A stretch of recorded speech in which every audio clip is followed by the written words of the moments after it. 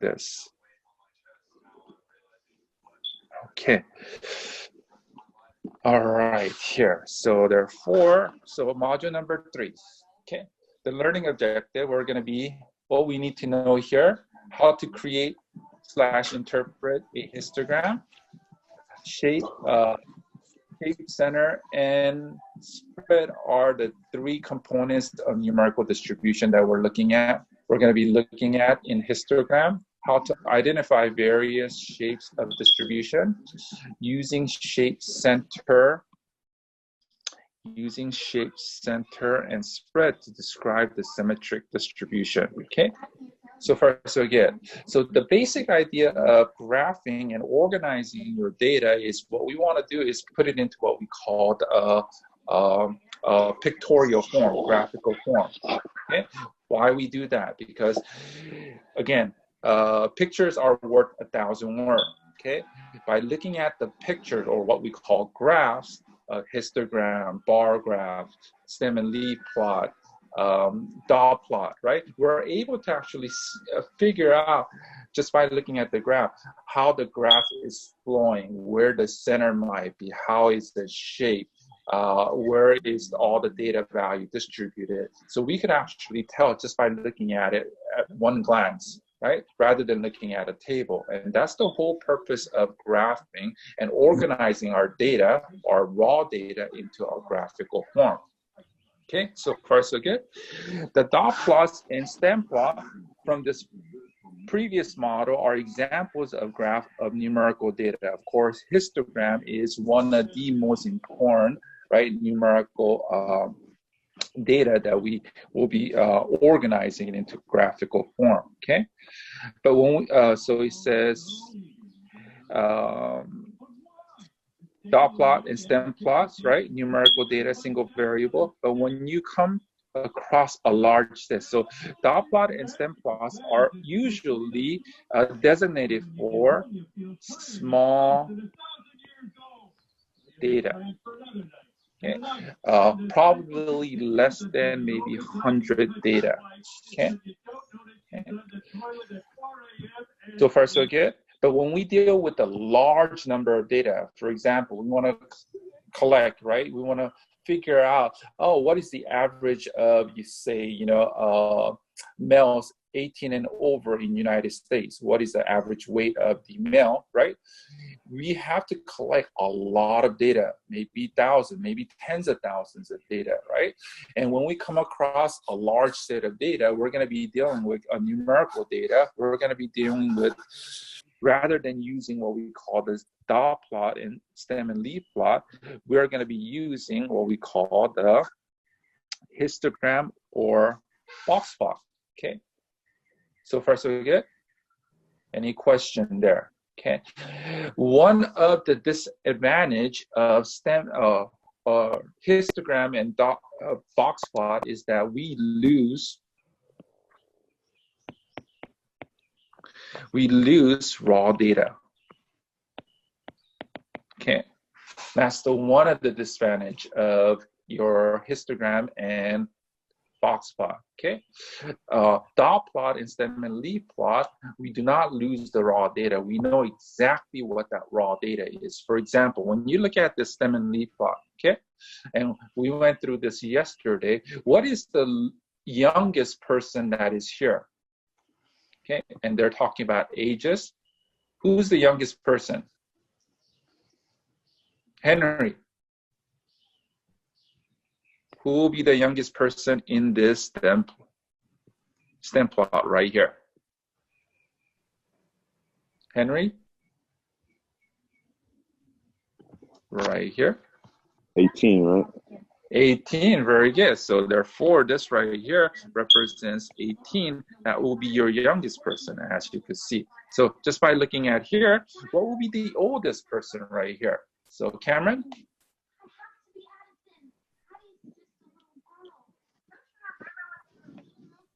Cameron? Sorry, I was trying to open my notes. So just by looking here, what will be the oldest person here? I'm sorry, what do I we? believe these are the ages of students who actually attend community colleges, right? Okay, Mhm. that's from yesterday. Okay, who's the oldest person here? Uh, 49. 49. Very good. Okay, that will be 49, right? So far, so good. You notice that I could actually get every single, just by looking at this right here, stem and leaf plot, I could get the whole raw data and I could list out the raw data just like what we do here. Okay. Unfortunately, with the histogram or box plot, we're not able to do that. But we use histogram and dot plot or box plot more often than not. Okay. It's one of the most important graphs that we use for numerical data. Okay. But we do lose a lot of information like raw data. Okay. But what the major concern about graphing, right, numerical data is looking for that shape, the curve, right? Is it symmetric? Is it unimodal? Is it bimodal? Is it skewed to the left? Is it skewed to the right? Is it symmetric, right? And so forth. And that's what we're looking for. And we want to figure out the spread. We want to look at the center. All right, so let's look at here. Histogram is a graph that divides up the numerical data into separate bins. And we talked about this yesterday, right? Okay, and we talked about bins are also in other books are also known as classes. Okay, bins and classes. Then count the frequency of each bin. Okay, the frequencies are represented along the vertical axis of the graph. Then let's use the same data for the stem and leaf plot for module number 2. So we're going to be using this module number 2 data right here. So over here, this right here is for stem and leaf plot. This is also considered to be a bin. Okay. So let me ask Denver. Denver's, because I don't think, maybe you might have it. But Denver, what is that bin right there? The first bin of that stem and leaf plot. The first bin is a 1, so it represents a 10 or 10 years. Tens, very good. Okay, now that I got you guys started, Jacob, can you name the second bin here? 20s. 20s, very good. That's 20s. This is 30s. This is 40s. Okay, but this is right here is basically what we're graphing. The stem and leaf plot is actually a histogram that's on its side. Okay, so I could actually take this, and let me erase this right here. I could take this and copy and then paste the image and then make that image larger. Okay, and now I can make this right here, stem and leaf plot. And then if I turn it on its side like this, that's basically your histogram. Okay, this right here is your bin number 1. Oops. That's your bin that has a range that's going from 10 to 20. Okay, this is your bin that's going from 20 to 30. That's your bin going from 30 to 40, and that's your bin going from 40 to 50. Okay, so far so good. Okay, they're exactly the same thing. It's just put it in a different form. Okay, so far so good. So here, and we talked about, so if you watch your video, right, or lecture video from yesterday, I also talk about the bin width. Okay, this right here has a bin width. Okay, so this right here has a bin width of size 10. Okay, so therefore your first number is included and your second number is excluded. Okay, so we have to have what we call the universal rule. Okay, so bin size of the histogram are analogous of the role of the stem plot for example, if I choose the bin size of 10, right, then my bin and their corresponding frequency counts would look something like this. What about for the, right, the bin or the numbers or ages that are 20s, 30s, 40s, right? Where do they go, right? So there are a few different ways to deal with this issue. For our class, we will include the lower number. So therefore the lower number is included, and your upper number, you notice that this 20 right here is excluded, right? Include the lower number, exclude the number, right? So therefore, if you have a 20-year-old, it does not go into your first bin, but it goes into your second bin here. Okay, get the idea. Okay. Professor Yi, can I Yes. throw in a comment? One of the ways I like to think about this, guys, is I imagine them as buckets. And basically, Buckets. once you Right. get to the maximum, you get into the next bucket. So right here, for example, you could be 29.99999 years old. But as soon as your birthday hits and you're 30, you go into the next bin. You're not allowed to stay in the 20-year-old bin anymore because now you're 30. So 20 to 30, although it says to 30, it doesn't really include 30. As soon as you hit that number, you jump to the next bucket. So when in doubt and you're on the border, jump to the next bucket. Very good. So I actually described this more thoroughly yesterday, which is in this right here. I talk about this as like a bowl here. So when we're dealing with a categorical data, so we have, say, buckets, or in this case, yesterday we talked about Skittles, right? Skittles are categorical, so it's distinctive. So red Skittle will go into the bowl that has a red, right? And then orange Skittle goes into here. Okay, so for histogram, we don't have a specified bin or bowl or bucket, right? So usually what I call it, because it's called a bin, I call it trash bin, right? Okay, and Denver calls it a bucket, right? Okay, trash bin, right? Bucket, bowl, whatever it is, whatever analogy that you want to use, right? It's all the same, right? Okay, so histogram is actually one of what you could say is of an art form. Okay, there is no so art form being saying that you're not going to be always designated of bin width. Okay, you're not going to be always designated as a given to you as a your bin width will be given to you. Okay, you have to decide on your own what bin width you want to use. Okay, how large or how small. Okay, so far so good. Okay, it's one of the R form. Okay, so here the corresponding histogram on the right here. So this right here table, okay, which is what we call the frequency table, is grafted onto here. Okay, using histogram here. Notice that although we can see the frequency of the different bins, right, the graph does not tell us the individual data values are anymore. So therefore, we lose raw data. Okay, so you don't know exactly, oh, what ages went into here. So if you just see this right here, you have no idea. It could be someone that is what? Oops, it could be someone that is what, 15 years old. It could be 19 years old. It could be what, say 17 years old. You don't know exactly what, age group that went into. You lose that raw data, okay? But that's okay. So when we're doing a large set of data, we're gonna lose some of these informations. Okay.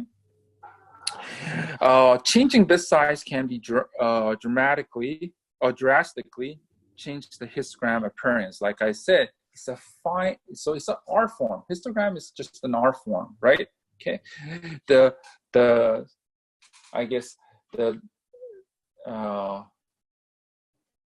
You have a longer bin width or the shorter bin width, right? Okay, depending on if you have a large bin width size or if you have a small bin width size, we get what we call the more detail or less detail, okay? So let's look at this one, this histogram, second histogram here, okay? You notice that right here, okay? They changed the bin width to be 5 here. Notice that the scale for the X, the two graphs are different, okay? Also, the computer software tries to simplify the things right here. So this right here is a bin width of a size 5, okay?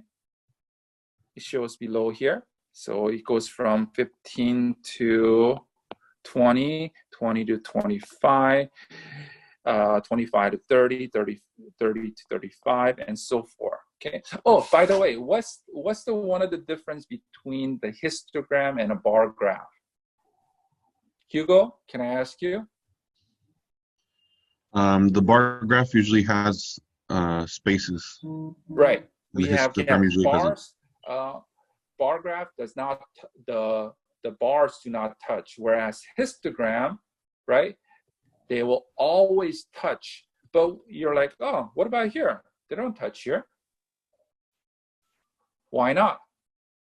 Because we don't have any, right, data that fits into 35, ages of 35 to 40, okay? That's only because there's no data value that goes into it. So therefore, we do not touch here, okay?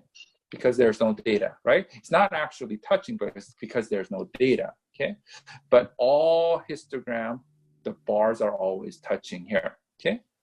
So what do you notice about the first histogram and the second histogram? Okay, you notice that your bin width over here, this is the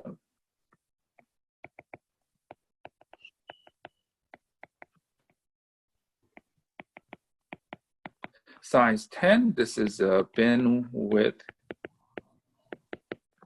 of size 5. Okay, you notice that this gives you what? More detail. Okay, so far so good. Okay, so we could, by changing our bin width size, right, we could get what? Less detail or what? Finer detail, more detail. Okay, so how do you know which one to, what bin width to choose? Okay, so you have to try on your own, right? So you could make it as a bin width size of 2. You could do it in a bin width size of 3, 4, whatever it is, right? You try to see and figure out, right? So he says, it is an important thing to note, if you read this right here, an important thing to note about histogram is minding the balance between making the graph easy to read against the amount of information lost in doing so, okay? So when you have a finer or smaller bin width, you have an overload of information, too much information. Whereas if you have a bin width that size is very large, then you have a less of an information. So therefore, it's a kind of like a fine balance. You got to try this out. It's an art form. Okay, so one of the bad choices of an example number 1 is saying that if we choose a bin size of 50, that's going to go into all the buckets of one bucket, going from 0 to 50. You notice 0 to 50. You have a bucket. Then all the data that we have in here, these data right here will all go into this bucket right here. Okay, get the idea, right? I don't want all that. Then we're just gonna have basically one whole bar. That doesn't tell me anything, right?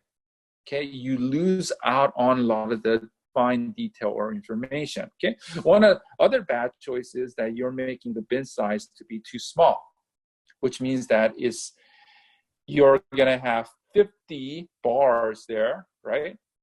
Which is gonna be overload of information, too much information, which isn't good. So like I said, histogram is like an art form. Okay, you have to actually designate, and you have to try it on your own. Okay. All right, here. Okay, that's the bin width or bin size right here. Okay, relative frequency. Okay, and we talked about relative frequency. Relative frequency, what do you mean by relative frequency? Relative frequency is relative to the total here. Okay, so we notice that over here, when we're dealing with this, how many total values do we have here? 1, 2, 3, 4, 5, 6, 7, 8, 9, 10, 12, 13, 14, 15, 16, or we could count this right here, which is gonna be 10, that's gonna be what, 28, okay? So we have a total student that we counted is 28, right? So therefore, to figure out what we call the relative to the total, how many people actually are between 10 and 20-year-old, right? Okay, there are 3 people, right? And relative to the total that we survey, it's going to be 3 divided by 28 gives you a decimal here. We could also convert this into a percentage. You could say 10.71%, okay? You could do it in percent form or what we call the relative frequency, okay? What I want you to, so these relative frequency, right? I want you to compare, let me actually take this and erase this right here, get this.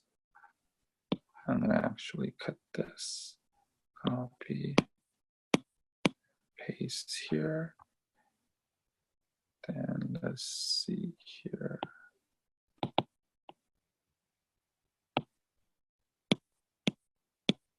Paste there, okay? I want you to compare these 2 graphs. Let me see here. Let's erase this one. Delete that. Let me get a better version of it. Let me erase this.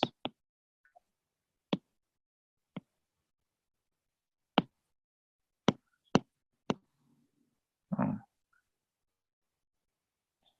I guess that's it.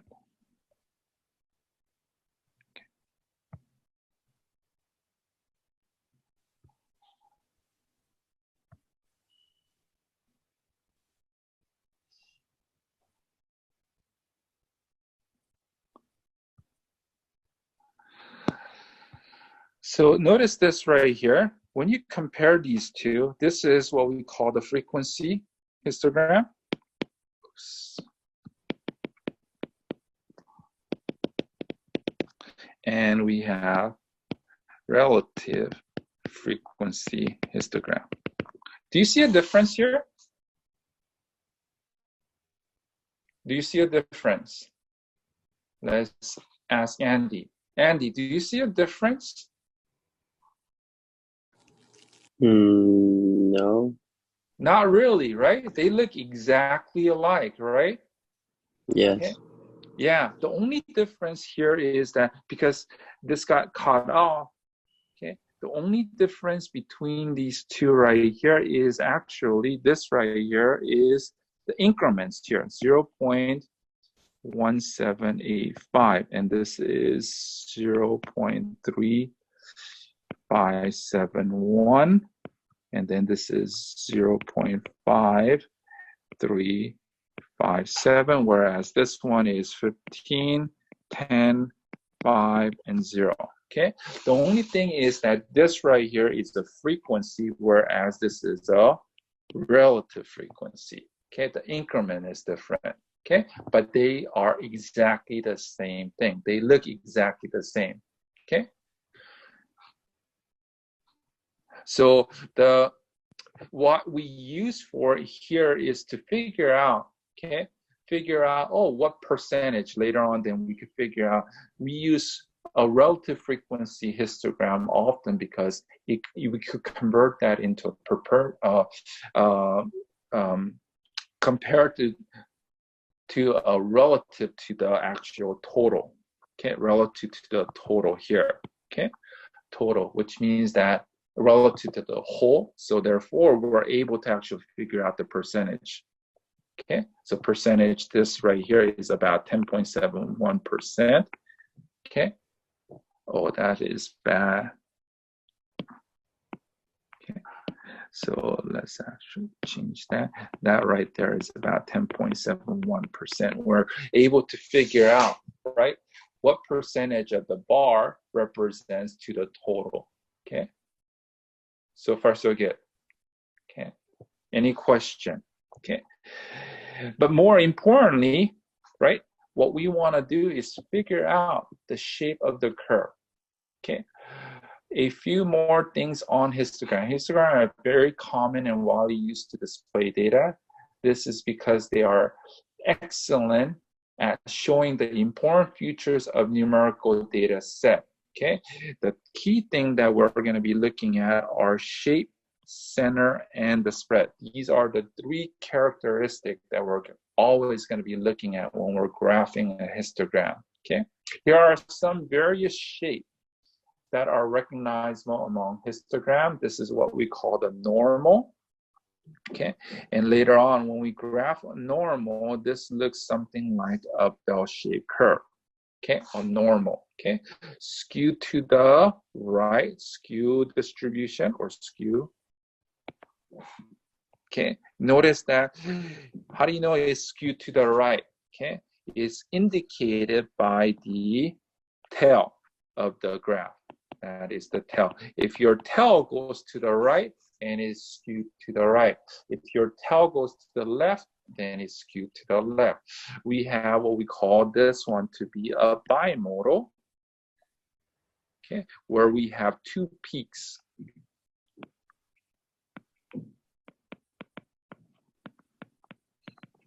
Okay, we have two peaks there. Okay, of course we have, if we have three peaks, camera, what is three peak will be called?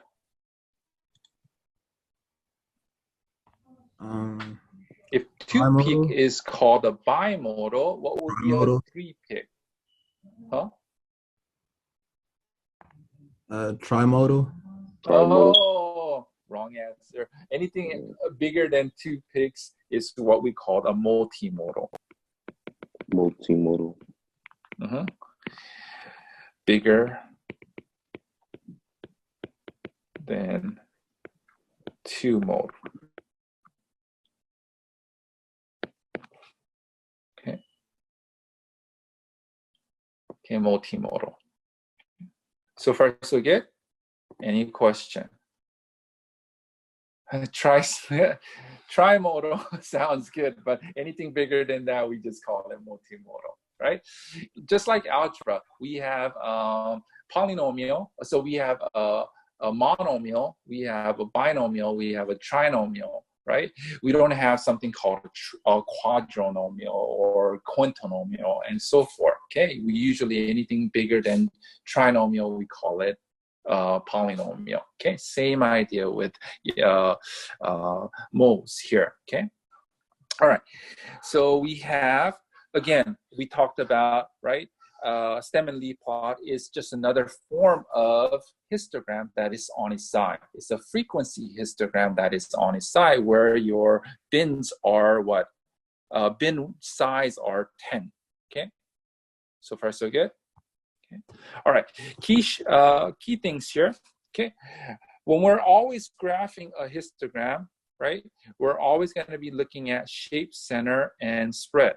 Okay, so this is the three key characteristics that we're going to be looking at. Okay, how is this shape, right? Does it have two moles? Is it skewed to the left? Is it symmetrical? Is it normal, and so forth? And that's what we're going to be looking at. How many peaks does it have? Okay, center. We're going to be looking at it. We're going to observe it, right? And you can make a guesstimation of looking at here, where would, so let me ask Alex, where would the center be around here for this particular normal graph here?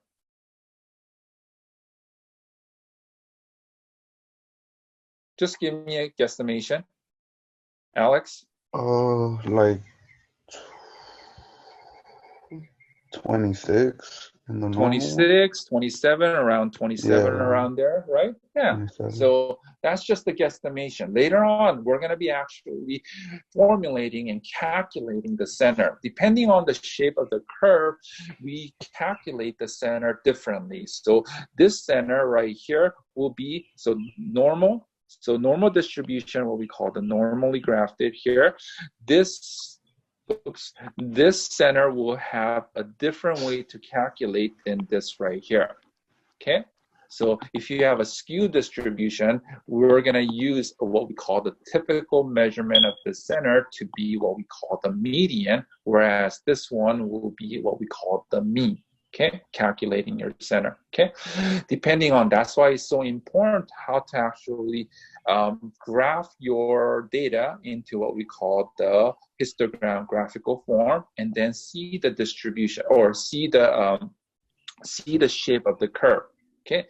Now, once you determine if it's either what normal, skew, right, then we will use according to those distribution or that shape. We could actually calculate your center accordingly. Okay. So first, we'll get. Okay, so measurement of the center is what is a typical value of the distribution, right? So middle value, basically.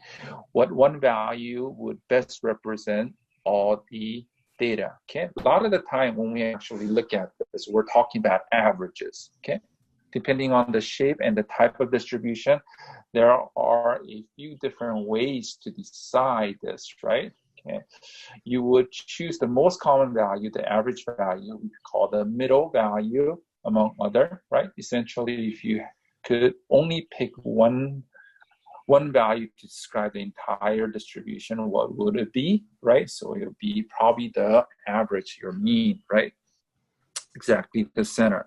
Spread, okay? How is your data value spread out? Is it spread out a large distance here, or is it right cluster around the middle right here, okay? And we'll learn how to calculate the spread as well, okay? It's called the distribution. Spread describes the variation of the data. How does it vary? Does it vary large or is it very small, okay? So this has a large variation.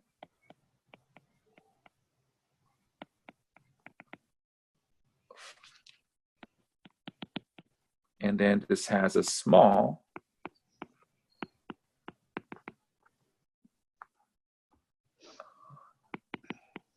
Okay, this has a small variation. What do you mean variation? Variation from the center. Okay, how is your data spread out from the center? This is the center, and you notice that the other data, right, spreads out further here, whereas this one spreads out less. Okay, so we have a large variation, and we have a small variation. Okay. And we'll learn how to actually calculate the variation as well, okay? Which is what we call the standard deviation or variance, okay? All right, distribution, right? Let's start off with the numerical data. Numerical data, there are few shapes that shows often enough a name and, let's start off with for numerical data, there are a few shapes that shows up often enough to name and keep an eye out for. This is called the normal distribution. Okay, so we're gonna be working with a lot of normal distribution curve, right? Some example of normal distribution curve that's in what we call this right here is actually called the dot plot that we saw before. Okay, it's just another form of it. It doesn't look exactly like a normal, but when you actually take enough data value, this will actually come out to become very similar to that of a normal. Okay, that's horrible graph of a normal, but it will eventually become somewhat of a normal graph, like a bell-shaped curve, symmetrical. Okay, so far so good. Okay, so here there are some symmetrical. Okay, what do you mean by symmetry? So when you actually cut it exactly in half and you fold it in along that half, right, the middle line, then it becomes a mirror image. Same idea. This is actually what we call the symmetrical data. symmetrical graph. Okay, if you fold it in half in the middle right there, right? But this is not considered to be a unimodal, okay, or bell-shaped curve. Okay, so this is not considered to be a normal. This is not a normal graph, not normal, but symmetrical. This is very close to that of this one right here, almost close to that of a normal curve, but it's not too, so it says symmetry and unimodal, but not quite normal, okay? How do you know it's normal or not? Later on, we have criteria we have to meet. Okay, so far so good? Any question? Okay, and there are other distribution like skew to the left, skew to the right. How do you know if it's skewed to the left, skew to the right? Follow the tail. Your tail goes to the left, then it's skewed to the left. If your tail goes to the right, then it's skewed to the right. Okay, so here is some examples of, right, actual data that is skewed to the left and skewed to the right.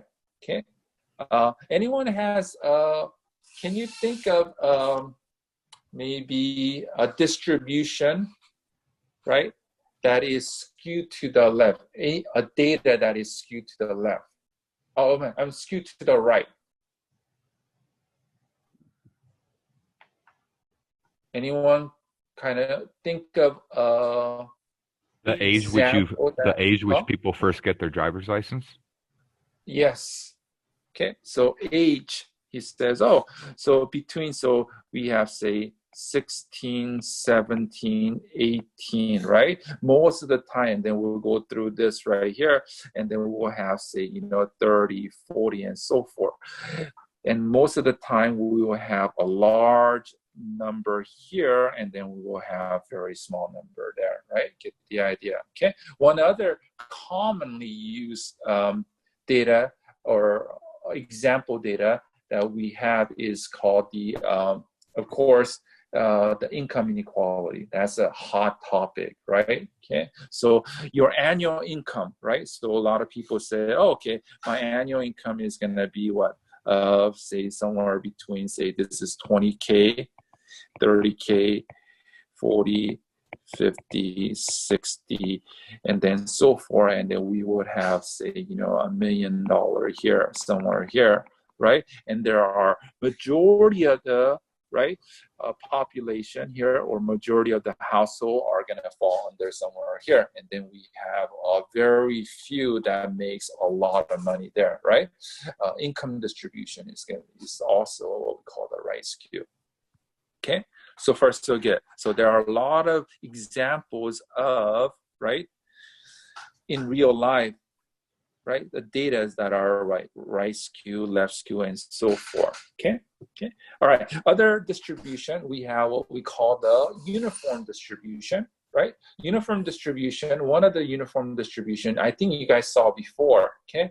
I think Denver and Stasia did this in one of the applets, right? What will be one of the, oh, not this one right here. What will be an example? Let's see here. Let's pick on someone, okay, that you did. What happened here? Davon? Okay, what will be one of, so the applet that you did, right? On StatCrunch, what was the applet that you went through? Do you remember? Like how I did my graph? Yeah, one of the tally marks that you collected data from. Oh, okay. I collected data from the NFL 2016 roster. Oh, no, not that one. The first one that we did. So it involved what? I believe it was, let's see. I think you did this one right here.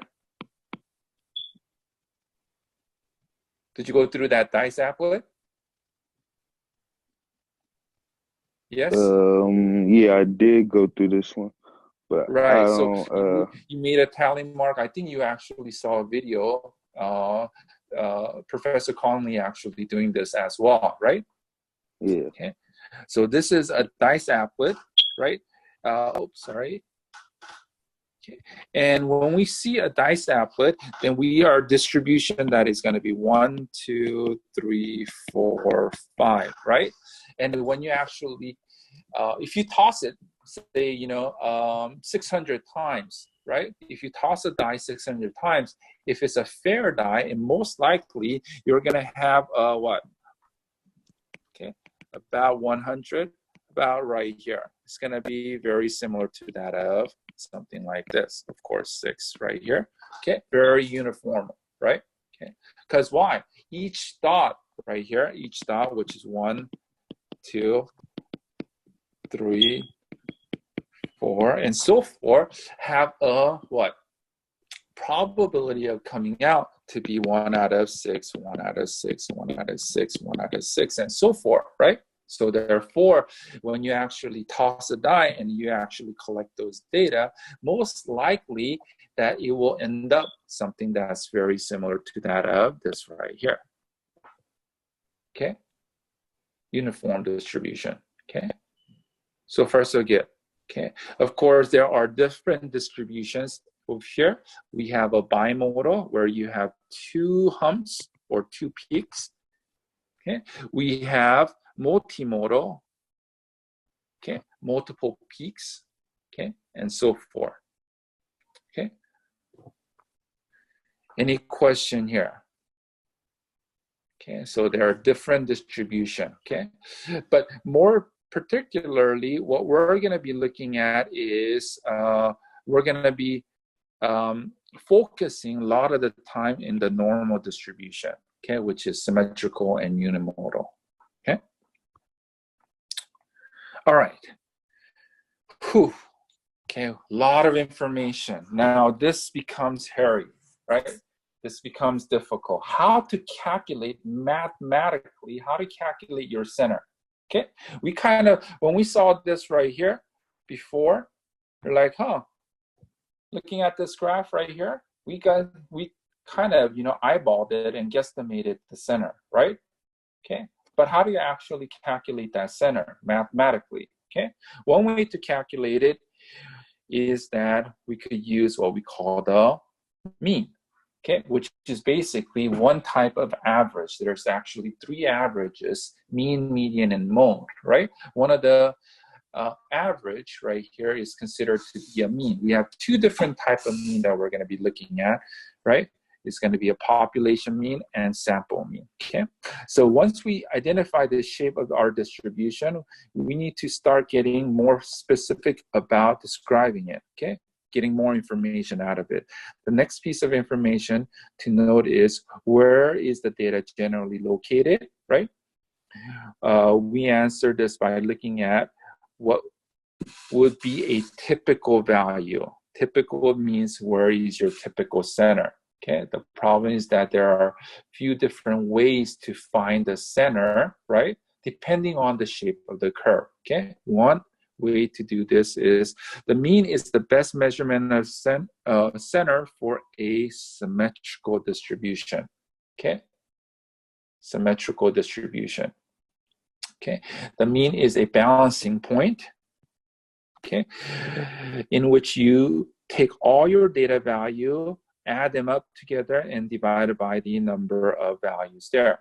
Okay, so you guys should all know how to find the mean, right? So there's and Denver and Stacia is going to actually go through this on the tutoring portion of it, right? Okay, so there's 2 types of mean depending on the data itself. If you have a sample data, then it's called a sample mean, and this is just a term, right, that we use. This is a population. If you have a population data, then we're going to use a population mean, where this represents right, a Greek letter mu, right, and this right here is considered to be x bar, okay, a sample size, okay.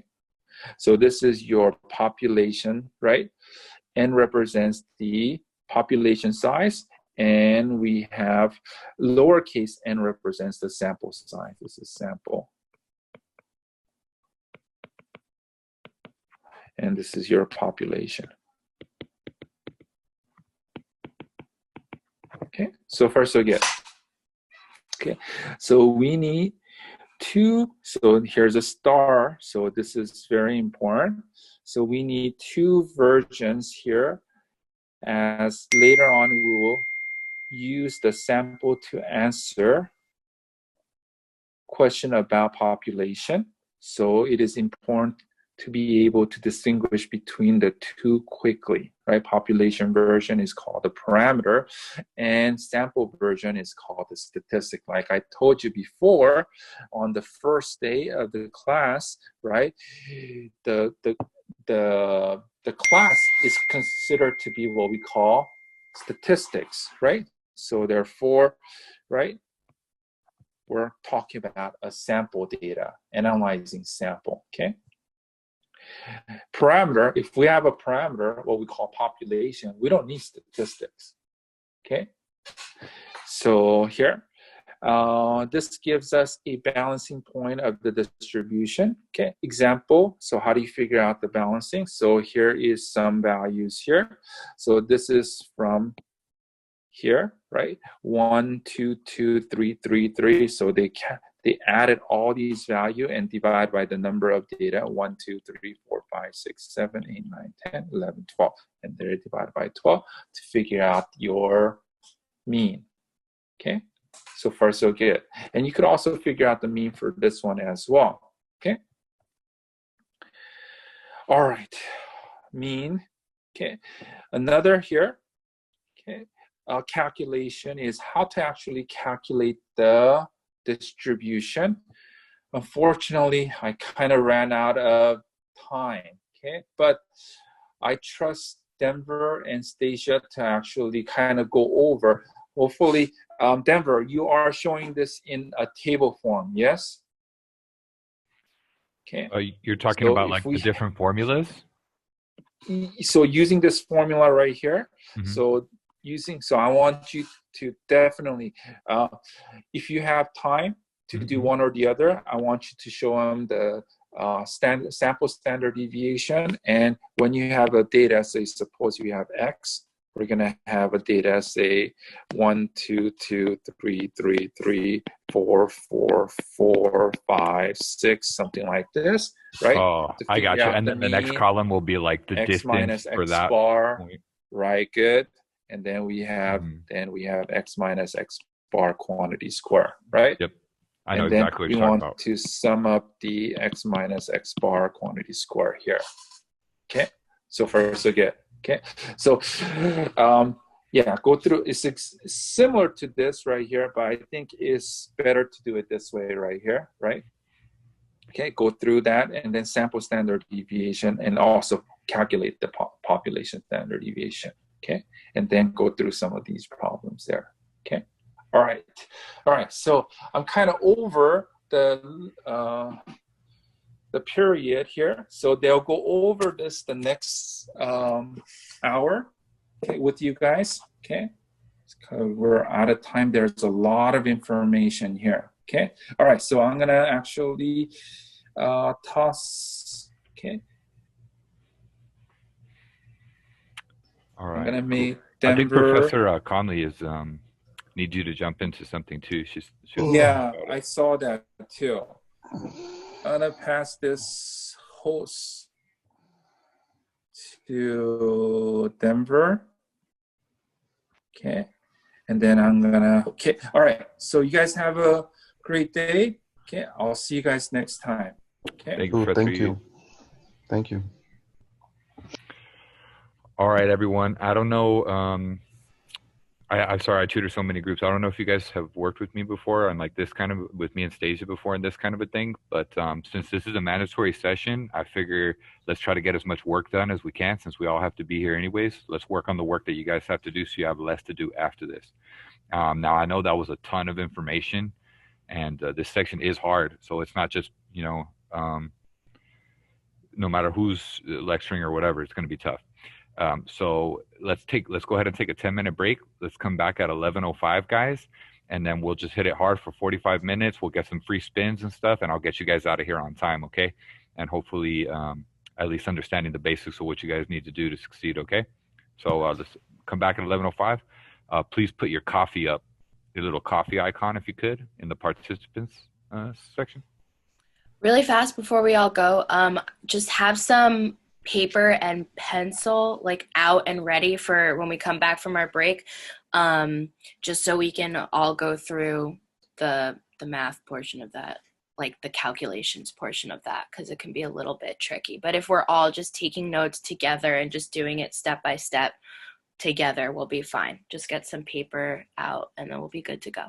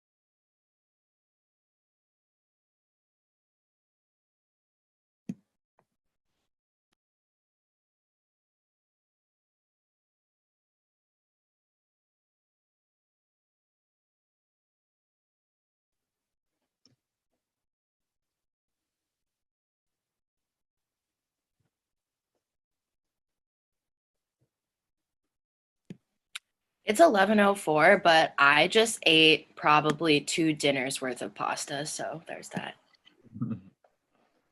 I didn't eat at all. I'm ready to eat as soon as I get off here. Eat some pasta. I want some chicken Alfredo. I just I emailed you, not emailed you, but I messaged you on Canvas because this right here, I'm glad we're doing this after so I can write down everything down because I was having technical difficulties earlier and I came back and everything is just like all over the place. I'm not knowing what's going on. Like, Well, yeah, no, we have this tutoring, so that's good. We're gonna get everybody sorted out. All right, guys, don't forget when you come back, take down your coffee. That way, I know once the last person's back, we could get rolling.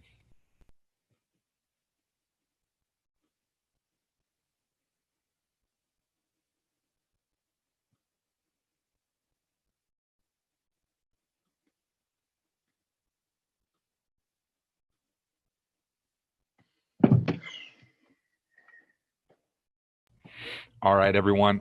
So I know that was a lot of information we took in earlier. That we do have a lot of stuff to cover today, but I just want you guys to know, I was talking to Professor Conley, and she reiterated that you guys should not be intimidated by the calculations we're going to go over today. The standard deviation calculation I'm going to show you guys how to do is not really going to come up on an exam, or if it does, it'll be only once. Most of the time, standard deviation is going to be given to you. So it's more important that you guys understand what standard deviation is, because we're going to use it later to do other things.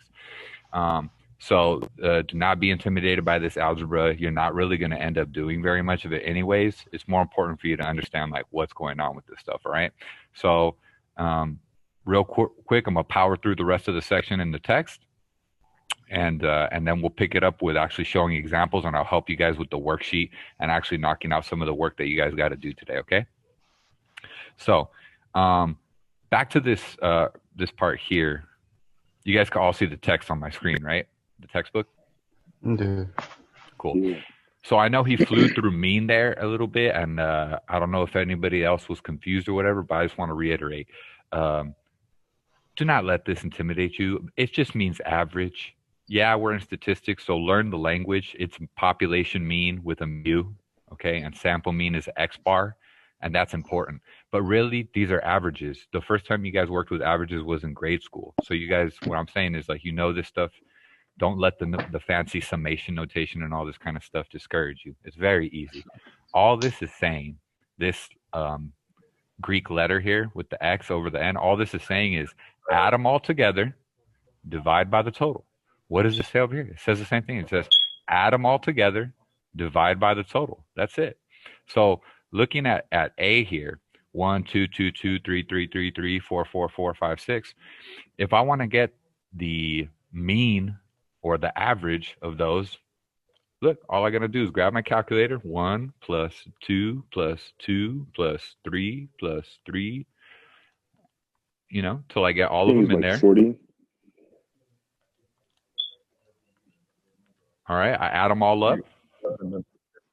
Divided by how many it is. Absolutely. Exactly. Yeah. So how many points do we have? Let's see. 1, 2, 3, 4, 5, 6, 7, 8, 9, 10, 11, 12. So divided by 12. Boom. So I got 3.3333. And feel free to follow along, guys. Take notes, whatever you guys got to do. So that wasn't that hard, was it? It's just mean. We've seen this stuff before. All right. Most of the time, we're going to be working with this one. Again, the difference between a sample and a population is a population means it includes everything. So 99% of the time, we're not going to be dealing with the population. So as an example, if I wanted the batting average of Major League Baseball population, I have to get the batting average of every single player in the league. I mean, first string, second string, pinch hitters, everything. You know what I'm saying? That's not going to happen. What's more realistic is I'll get a small sample of players like, oh, look, this is the batting average of my starting lineup for the Anaheim Angels. So just because of like the way the world works, we're not going to have access to all the information in the world. That's why we're studying statistics, because like Professor Yi said, statistics is about samples. All right, so don't let that worry about you. This is the same thing. Add them all up, divide by the total. All right, so we know this. Now, on to standard deviation. This is the part that a lot of people get tripped up in, or they allow themselves to get overwhelmed by it. Like I was saying, don't do that. We're going to break it down step by step, and you're going to see how easy it really is. Now, before I get into the calculations on it, I just want to explain, and this is the important part, what does it mean, standard deviation? All right. So let's think about the language. Standard deviation. What does it mean to deviate? To deviate means to go away from the path, right? If you're on the righteous path and you deviate from that path, that means you went off in some other direction, right? So when we're saying standard deviation, we want to know generally, on average, how far is a normal point from the mean, from the center. So this is useful in spread. So if we have a small standard deviation, most of the data is going to be close. Let me find an example to show you guys. Here we go. This bottom example has a small standard deviation. So they both have a center of 70, right? This is the same data in that sense. When we add them all up and divide by the total, we get 70 for both of these. All right, so they both have the same mean, but they're not the same.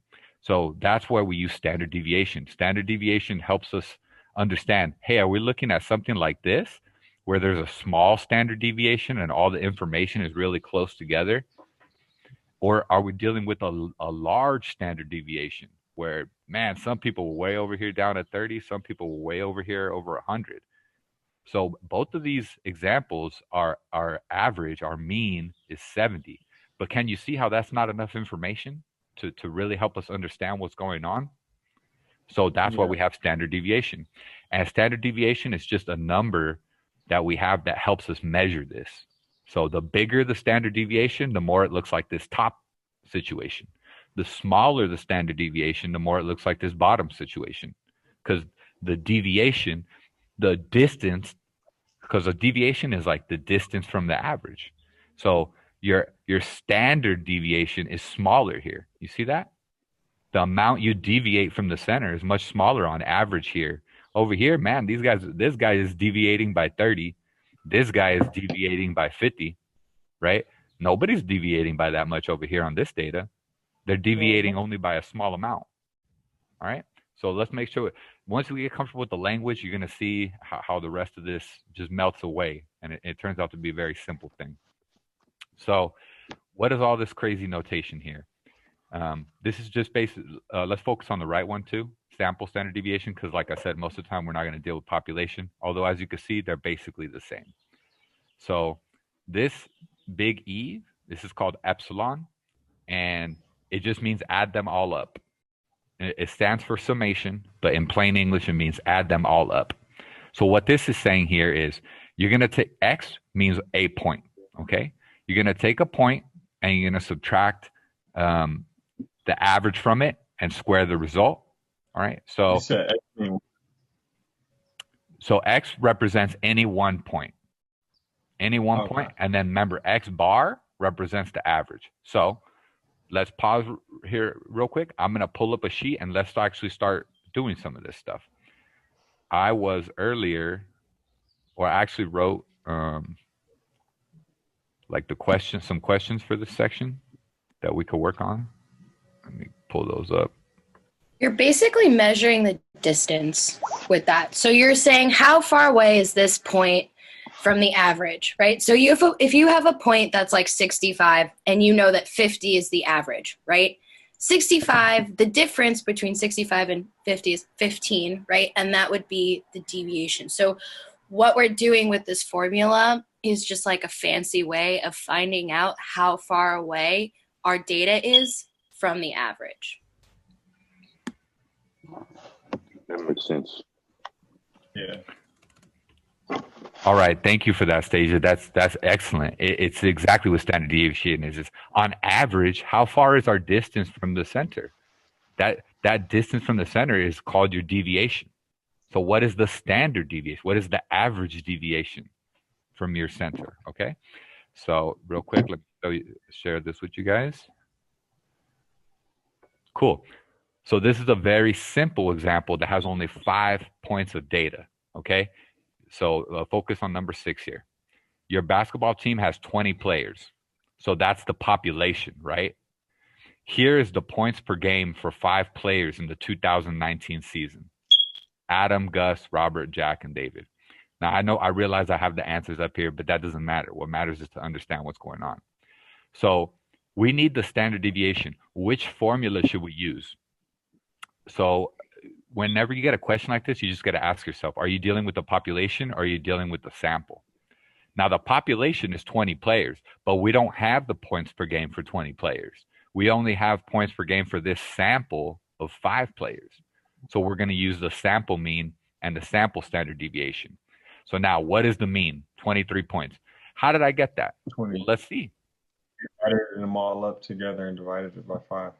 Absolutely. Absolutely. So if you do this, and do we all remember from algebra, what does parentheses mean? It means do it first, right? Yeah. PEMDAS. Yep, exactly, PEMDAS. So we're not going to divide 22 by 5 and add it to the rest. We're going to add all those and then divide by 5. And that's going to give us 23. That's it. That's what all that crazy epsilon E over N, that's what, just add them up and divide, okay? So we got the mean of 23 points. Now, what is the standard deviation? Well, this is what we're going to do, okay? We're going to take each point, we're going to subtract the mean from it. So let's start with Adam, okay? Adam had 25 points, okay? Minus the mean is 23 points, okay? And then we're going to square that.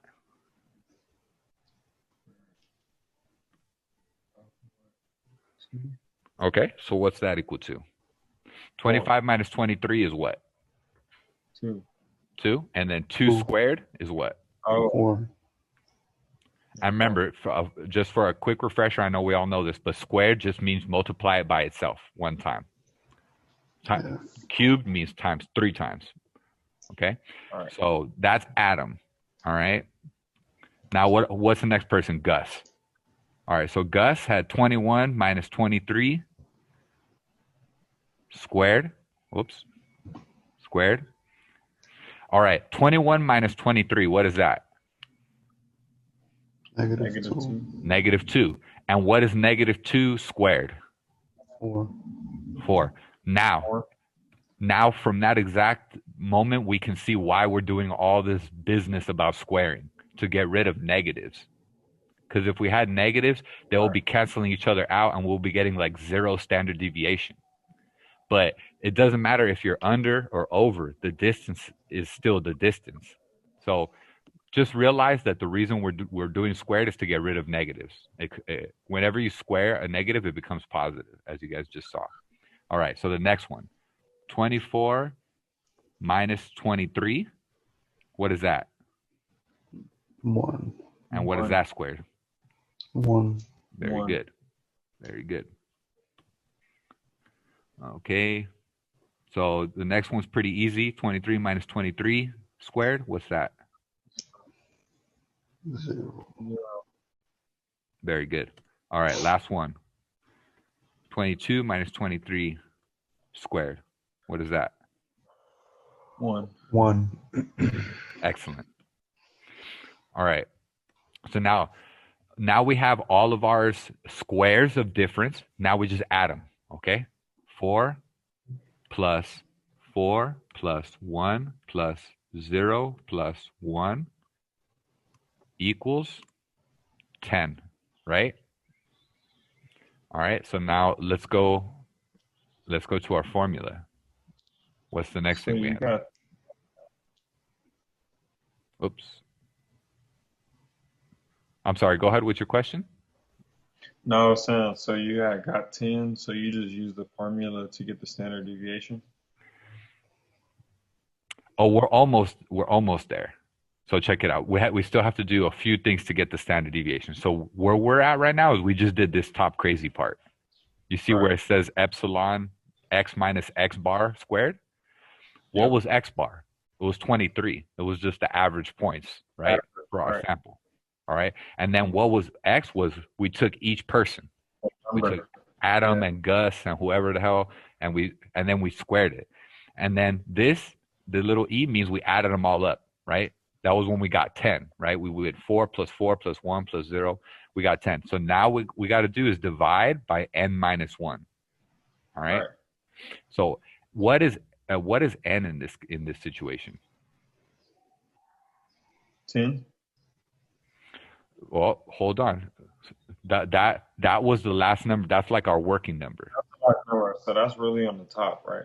What is little n? Remember, little n represents the sample size. So it'll be 5. Yes, sir. Exactly. Hold on. I'm trying to find where I was working here.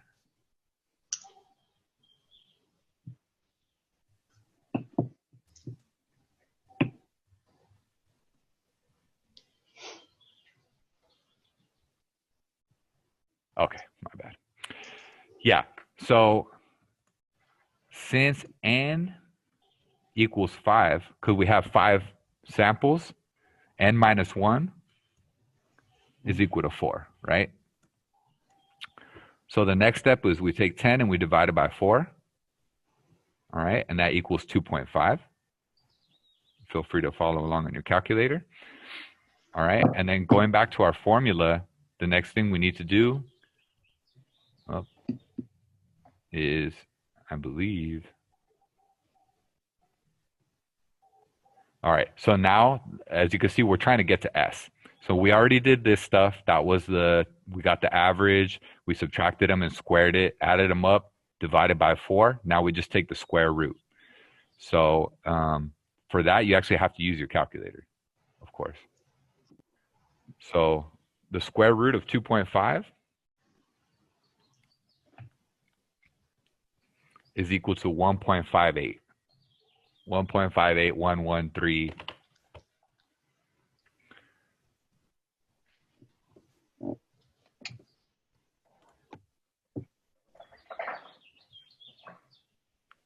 Okay. So everybody could see how I got that number, right? So like I said, what it involves doing is you have to break it down step by step. If you want to go through a couple examples and do them again, it's done for you step by step here. The same thing. It's just the notation's kind of weird, but you notice that was the first thing we did. We took each point and we subtracted the 23 from it, and then for each one of those we squared it. Then we added up all those answers. All right. Then we divided that by n minus 1. This is for population. The one for they're using this one. We had to use this one because we had samples. So we divided by little n minus 1. All right. And then last thing was we took the square root. So I know it's a lot of steps, and that's just how formulas work. You can see there's a lot going on with the formula. The good news, like I said, is since you guys are in a summer course, you're not going to be having 5 of these on your exam.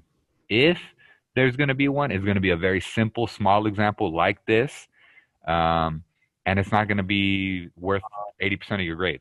What is important and what there will be multiple questions on is about the concepts that we're dealing with. Okay, so most of the time they're just going to tell you. You got 5 based off how many people it is, right? Right, exactly. Because look, we got 5 players in the 2019 season. If I had given us all 20, we would use big N because that would be the population. That would be the whole team, right? But since we have only a sample, we have to use little n. Little n means sample size. Big N means population size. So in number 6, big N is 20 and little n is 5. But you don't have to worry about 20. You're only going to be working with one or the other. But like I said, that's how you actually get those standard deviations. What's way more important is that you understand conceptually what's going on with the standard deviation. All right, understand that it's measuring the average distance from your center. All right, it's the average distance from your center to any point. That's standard deviation. All right, and it helps us understand. So this is the kind of question you're going to see on your quiz or exam. It's going to give you a picture of the top one, and it's going to say, does this which, or it'll show you a picture of both, and it'll be like, which one of these has a higher standard deviation? So anybody that wants to go ahead and answer, tell me which one, the top one or the bottom one, which one has a higher standard deviation? The Oh, bottom. the top. Daisy, did you get an answer for anyone?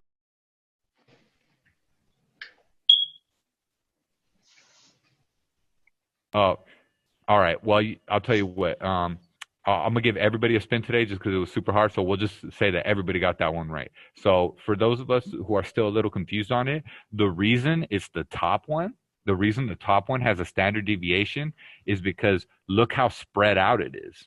That's what I was gonna say. It's like more spreading instead of just stay. Like the second one is just like not going nowhere, basically. Exactly. They're all really close to the average. Like, let's say this was like um, points per game. Like on the bottom, like your whole squad, it performs very similarly. You get what I'm saying? Your center, your forward, your guard, they're all scoring very similar amount of points. Over here, you have the Lakers. Up here's Kobe and Shaq, and down here is like whoever's playing fifth man. This is triangle. You get what I'm saying? Like this is, you have a few top performers and you have a lot of people getting very small amount. So even though the team average is 70 points, over here, some few people are way at the top and some are way at the bottom. Over here, the whole team does the same. So this is like the difference between the Lakers and the Celtics, right? This is like the whole team plays team ball, and this is like we have some all-stars that are dominating.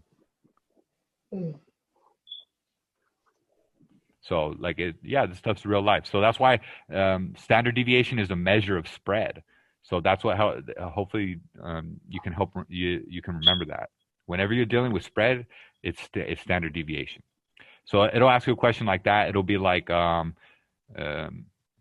just by looking at it, what do you think the average standard deviation is? So for here, just eyeballing, I know because Professor Conley puts those all the time.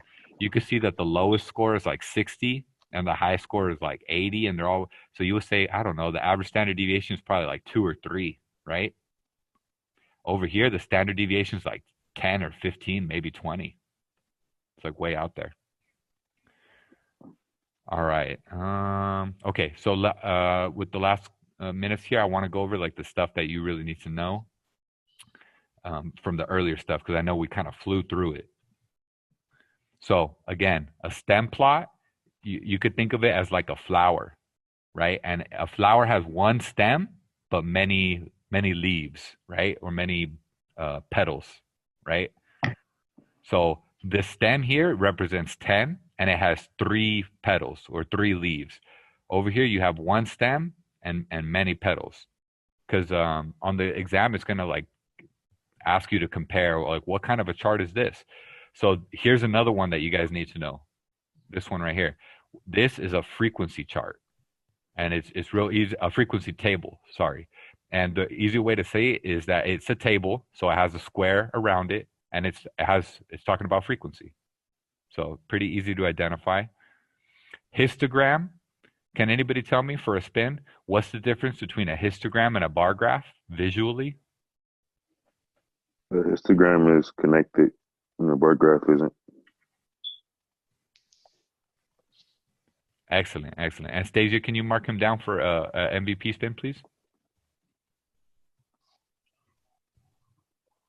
Okay. All right, and then actually here for a second, I want to turn it over to Stasia. I know that the talk about the bin stuff was confusing earlier, but Stasia is going to demonstrate for you guys on StatCrunch what happens when you change the bin size. So what happens when you change from a bin size of 10 to a bin size of 5 to a bin size of 2, this kind of stuff. All right, I'm going to turn it over to Stasia.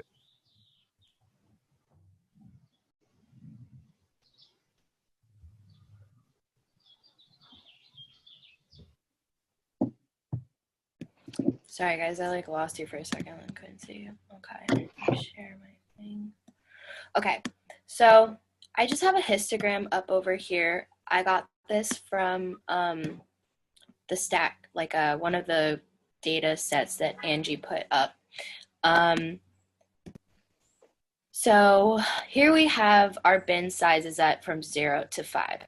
So that means over here in our data set, right, this is the percent of foreign-born citizens, right? So this is basically from 0% to 5% of foreign-born citizens in this data set over here on the left.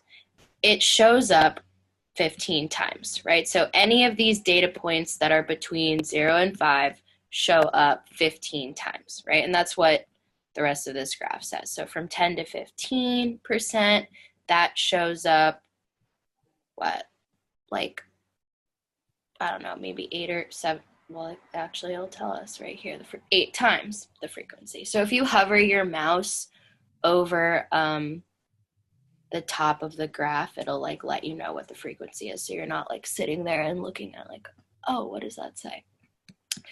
The point about bins and what you guys are supposed to understand about bins and just with their width in general is that based on the bin width or based on how many data points are going to be counted in that group, the graph, the histogram itself, becomes more or less detailed.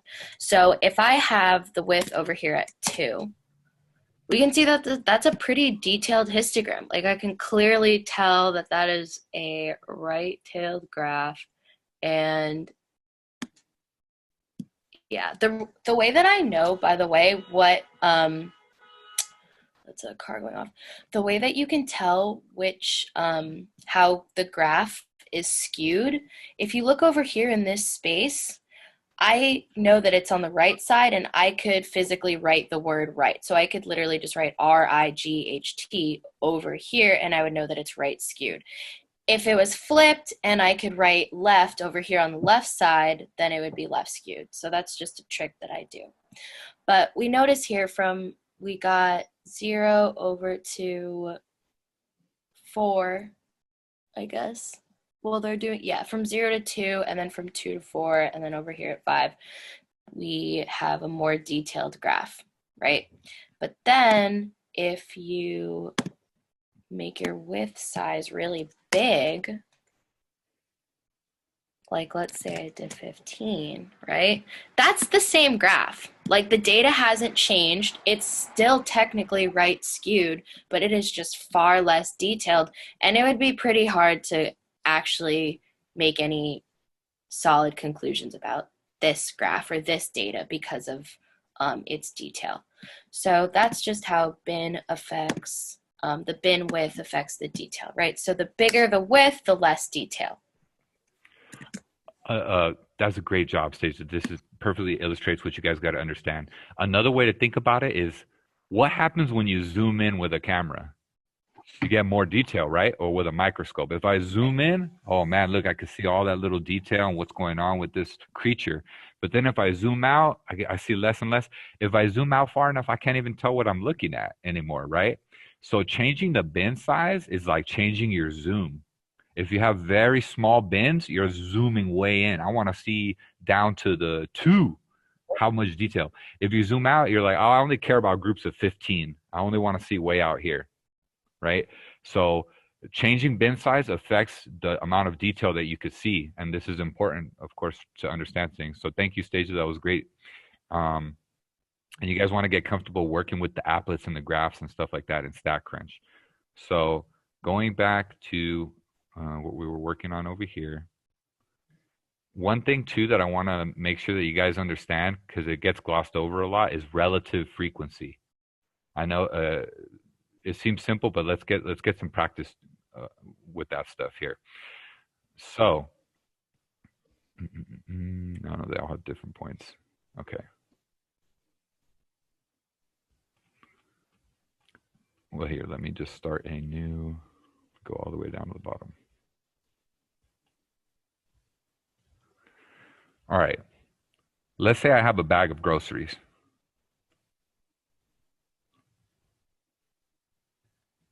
Okay, in there I have 2 apples,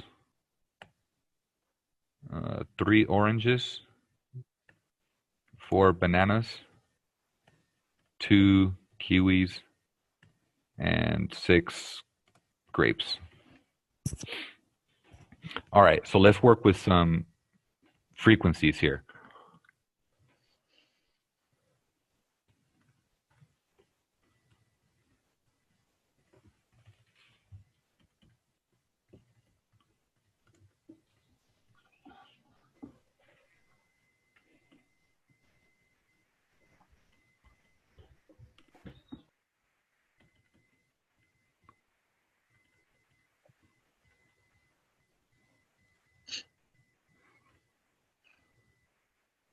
All right. So one thing, if you guys got a chance to read through the notes that Professor Conley recommends, and it's super good advice.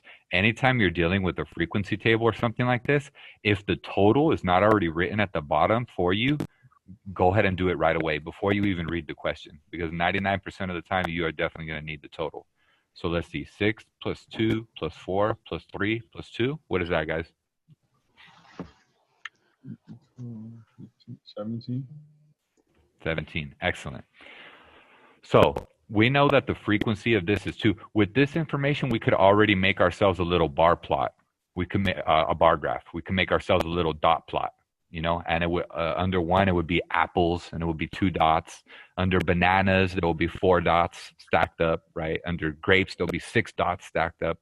So that's cool. We have some information, but let's say we want to know relative frequency. In this case, it would be like, okay, I know how many apples and oranges I have, but I want to know how much space of my grocery bag is my grapes taking up? What percentage of my groceries are grapes? You get what I'm saying? What percentage of my groceries are bananas? I want to know this stuff for whatever reason.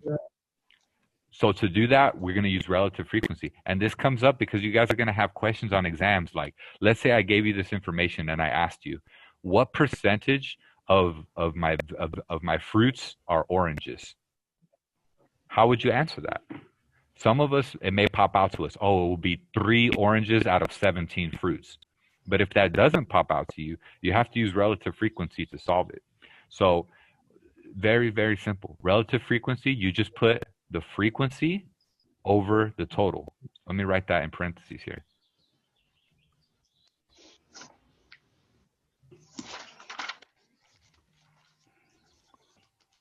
Ooh. Okay. So here, that's what? 2 out of 17. Okay. What is it over here?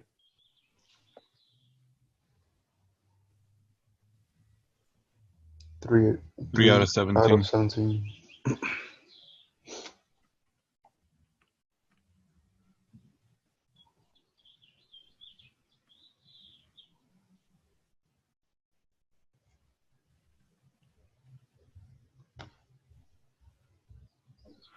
All right. So let's work together on our calculators. When you get 2 divided by 17, what is that?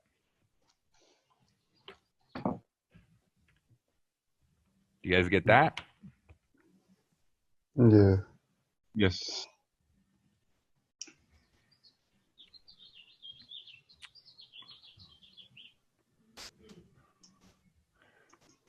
All right. And then whenever I get a number with like a 0 like that, I go times 100 or times 100% to get the percentage.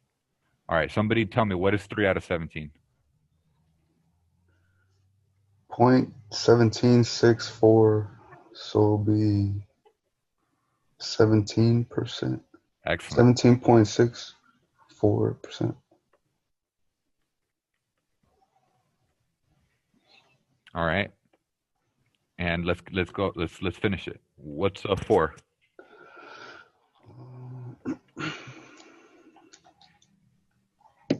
0.2350. Oh no. 0.2352, so 23.52%.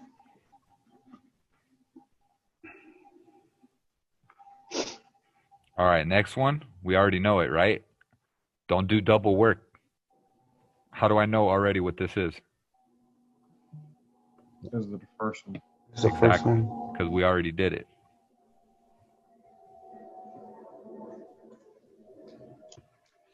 Oops. All right. How about this one, guys?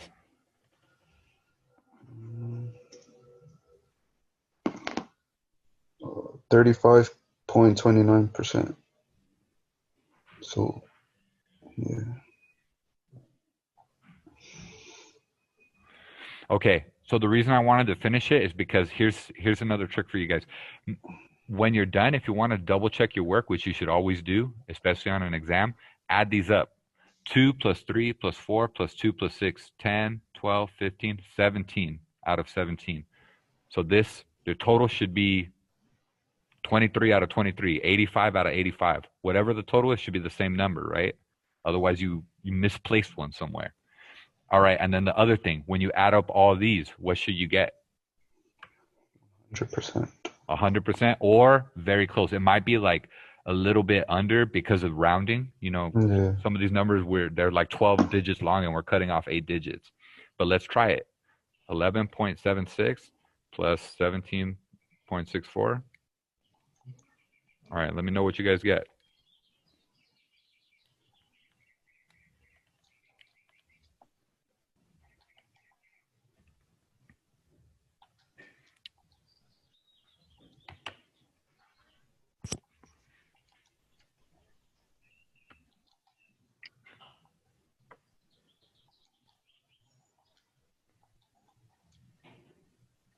Yeah, 99.97. So it's close. 99.97%. Exactly. So that's excellent. So we know that everything's cool here. So let's go on to your guys' text. You can literally use this to solve some of the questions that are on the worksheets here.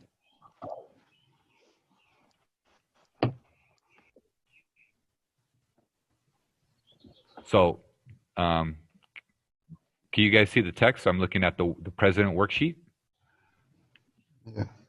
Okay. Oh, actually, I was working on this earlier.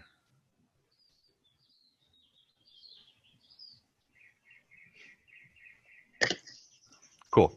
So you guys can see my horribly written worksheet, right?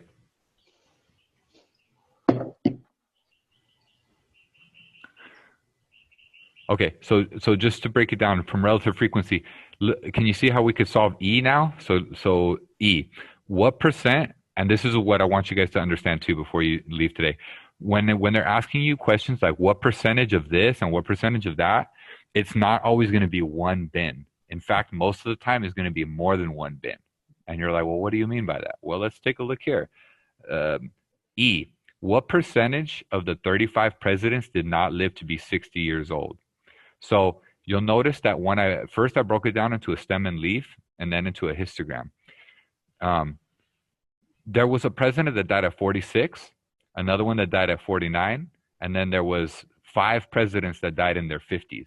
Can you see that from here? And where did I get that? I got this from the chart. I went through manually and one by one, I accounted for them, right? So when it asks you the question, what percentage of the 35 did not live to be 60? You have to slow down and think about it. What percentage of less than 60? Well, if you died at 53, that's less than 60, right? Mm-hmm. Basically, if you died at any time in your 50s, you did not live to be 60 years old. Would we all agree to that? Yeah. Yes. But what about the people that died at 46 and 49? Did they live to be 60? No. No. So we actually have to add up 2 bins, guys. So here you can see I was working on if you look on the right side down here, you can see I was working on the bin frequency and relative frequency. I kind of messed up because I lost one of them here. So you can see my total is 34. It should be 35. Don't worry about that. Just, when you do your work, don't be more careful than I was. But for part E, it's not a problem. What we need to do is understand that to get the percentage that did not live to be 60, we have to add these 2 bins, the bin for 40-year-olds and the bin for 50-year-olds.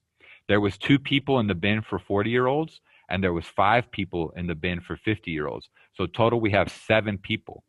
So to get what percentage of the 35 presidents did not live to be 60, it's 7 out of 35, right? Because we always go out of the total. So what is that? Somebody on the calculator? It's a nice even number. 0.2. Yeah. 0. And what is that? Now here's a trick. What is that in percentage? 20%. 20, not 2. And it could be very confusing. I have made this mistake many times myself. Slow down when you're converting these into percentages. Really move the decimal point over, or even better, use your calculator. That's why we invented them. You get what I'm saying? Like, even Albert Einstein used a calculator, guys. So 0.2 times 100, even if you think you know it, put it in there. Okay, so 20%. If I had just done the bin for 5, that's the mistake a lot of people make. They get it all in the bins and they're like, oh, less than 60, boom, bin 5. But just realize, there could be multiple bins. Also, D is another example in the other direction. It's telling you what percentage live to be more than 80. So we actually have to include 2 bins in there. The bin for 80-year-olds and the bin for 90-year-olds, right? Because if you live to be 90, then you passed 80, of course, right? So in these, you want to slow down and make sure you think about which bins you're going to include if they're asking you those kind of questions. So let's go back to the textbook. Here we go.